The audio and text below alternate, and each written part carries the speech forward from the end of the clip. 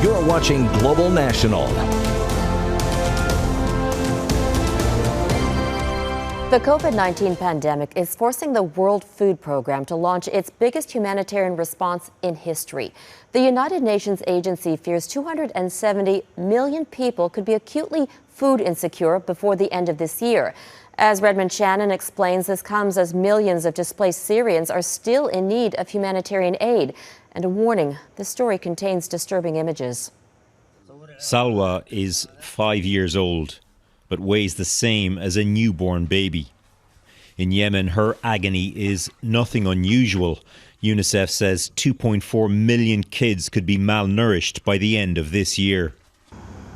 A war long ignored by much of the world, now made worse by the challenges of a pandemic. It was a massive problem anyway in a country like Yemen, but now there are going to be so many people needing assistance and needing help.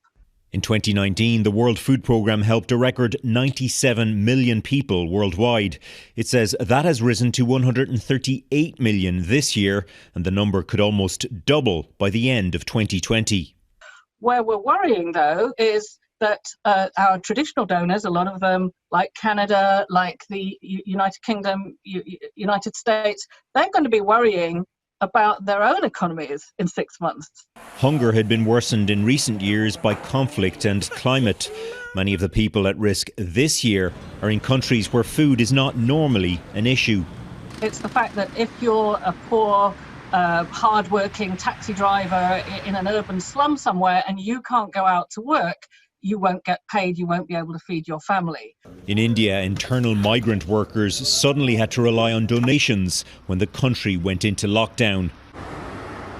To make matters even worse, locust invasions have destroyed crops in the subcontinent and elsewhere. But some of the greatest suffering continues to be in Syria and among Syrian refugees. Talking about Syrian refugees, about 50% of those that had a job now do not have it anymore. A conference this week looked to plug huge shortfalls in Syrian aid.